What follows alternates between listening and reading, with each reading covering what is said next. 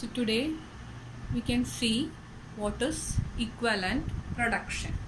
Equivalent production എന്ന് പറഞ്ഞാൽ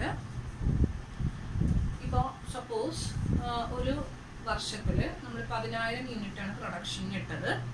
പക്ഷേ ആ 10,000 യൂണിറ്റിൽ 6,000 യൂണിറ്റ് ഫുള്ളി കംപ്ലീഷൻ നടന്നു, ഫുള്ളി ഫിനിഷ്ഡ് സ്റ്റോക്ക് ആക്കി മാറ്റി, ഫിനിഷ്ഡ് പ്രോഡക്റ്റ് ആയിട്ട് കൺവേർട്ട് ചെയ്തു.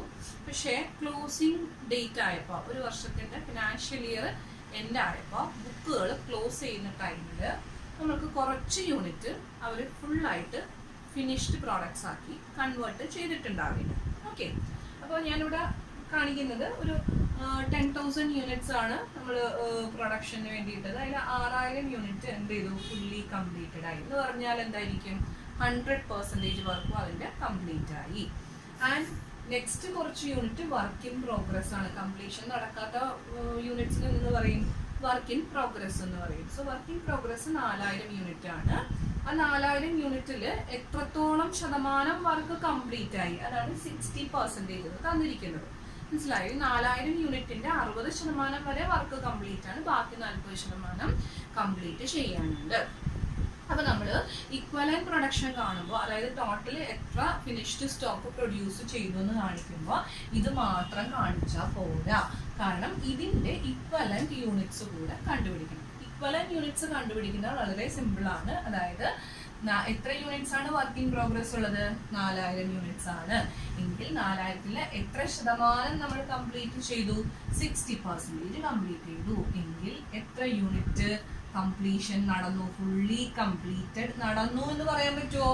ഈ 4,000 യൂണിറ്റിലും ഇനിയും 40% ബാക്കി കിടക്കുന്നുണ്ട്. പക്ഷേ നമ്മൾ ഇക്വലന്റ് പ്രൊഡക്ഷൻ കാണാനായിട്ട് 2,400 യൂണിറ്റ്സ് ഫുള്ളി കംപ്ലീറ്റഡ് ആയിട്ട് അസ്യൂം ചെയ്യുന്നു. ആക്ച്വലി നടന്നിട്ടില്ല, പക്ഷെ 100% വർക്ക് 2,400 യൂണിറ്റിന്റെ 100% വർക്ക് കംപ്ലീറ്റ് ചെയ്തു എന്ന് നമ്മൾ അസ്യൂം ചെയ്യുന്നു. അതിനെയാണ് ഇക്വലന്റ് പ്രൊഡക്ഷൻ. ആക്ച്വൽ പ്രൊഡക്ഷൻ അല്ല, it is an equivalent production. Okay, so നമ്മുടെ total production during the year എത്രയായിരിക്കും? So total production during the year will be what? എത്രയാ?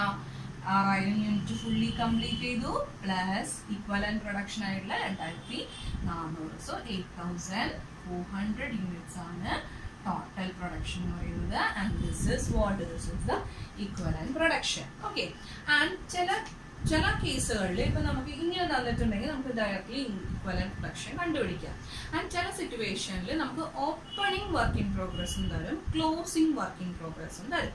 അതായത് ഇപ്പൊ 1 ഏപ്രിൽ ആയപ്പോൾ കഴിഞ്ഞ വർഷം കംപ്ലീറ്റ് ചെയ്യാതെ ബാക്കി കിടന്ന കുറച്ച് യൂണിറ്റ് ഉണ്ട്. അതായത് ഇപ്പൊ ഇത് ഈ വർഷം നമ്മൾ എൻഡ് ആയപ്പോൾ 60% ബാക്കിയുണ്ടെന്ന് പറഞ്ഞില്ലേ, സോറി 40% ബാക്കിയുണ്ടെന്ന് പറഞ്ഞില്ലേ. സോ ഈ 4,000 യൂണിറ്റ് എന്ത് ചെയ്യും, അടുത്ത വർഷത്തേക്ക് ഓപ്പണിംഗിൽ വരും അല്ലെ, വർക്ക് ഇൻ പ്രോഗ്രസ് ആയിട്ട് വരും.